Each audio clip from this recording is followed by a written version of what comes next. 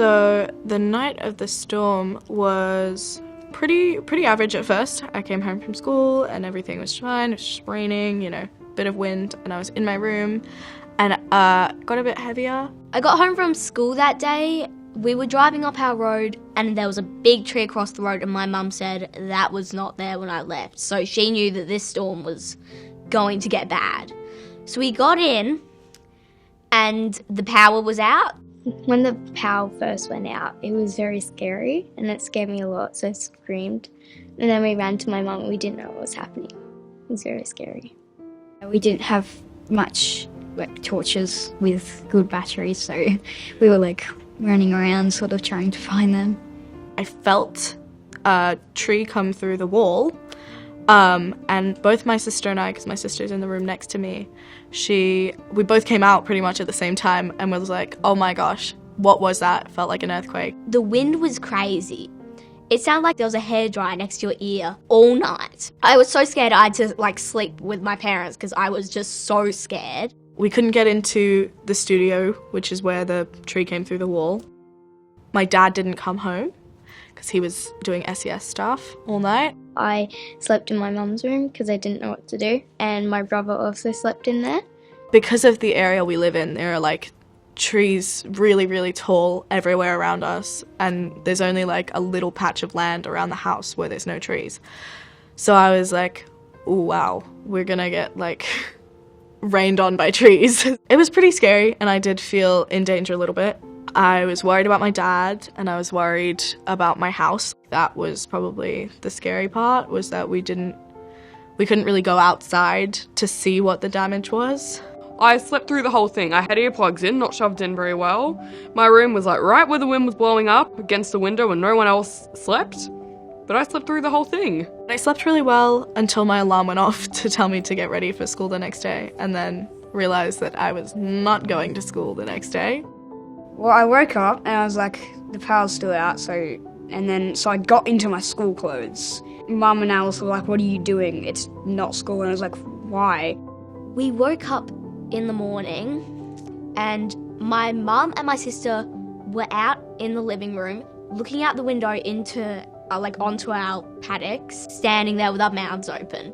I looked outside and I just saw a tree laying across the trampoline. There were trees everywhere on the ground and we were shocked, and the wind was still going. There's trees everywhere. You couldn't even get out our driveway because there was a big tree across it. It was just I was not nothing I'd actually ever seen before. It was really just insane, honestly. Our driveway was completely boiled down. Our front door was covered. Didn't have power, couldn't do schoolwork or anything, couldn't get out of the house, and we didn't want to go outside because it was still really windy. When we tried to leave the house, 3 trees across the driveway, there was no way to get out, so we had to get the firemen to come cut the trees and get rid of them. There were just trees down everywhere. Most of our gates were destroyed, all of our fences, and we were going to have livestock, but we couldn't now because everything was destroyed. Once I found out I actually wouldn't be able to go to school, I think that's when I realised this was actually serious, and I started to realise just what had actually happened. We went outside at about 12. That's when we found out the trees were down across the driveway. It was leaves and branches everywhere, leaves plastered onto the window, uprooted trees everywhere. We didn't go onto the paddocks because some of them could still fall over. I did see a lot of damage to my property, but there wasn't really any trees down on the house or anything like a shed. So we waited for ages for our dad to come because he was down in Macedon, and every few metres there'd be trees and trees and trees, and he was driving over power lines, and it took forever for him to actually get to our house. We were out without power for, I would say, a whole day almost. 4 days without power. We didn't have power for 5 days. It was probably about midday when the winds really started dying down, and I actually went outside and saw what had happened.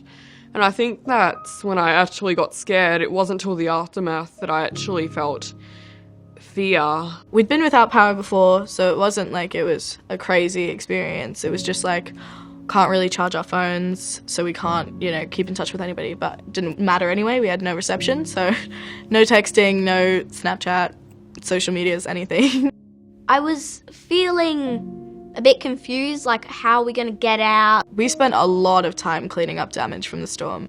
We obviously couldn't do the bits that had fallen in the house ourselves, because that is like crazy. We did a lot of mostly the fallen stuff, so anything on the ground, we ended up doing most of it. I think the first tree that we cleaned up was our driveway, and then the second was our road. And then I think a few trees later, we got the trees off our trampoline so we could go bounce on the trampoline again. So that night we packed up our stuff and we went to Hepburn, and so many roads were closed and we wanted to go the quickest way, and so we went through there, and there was probably the biggest gum tree I've ever seen down across the road. It was massive and we had to like swerve off the road. We were about to hit it and we got bogged.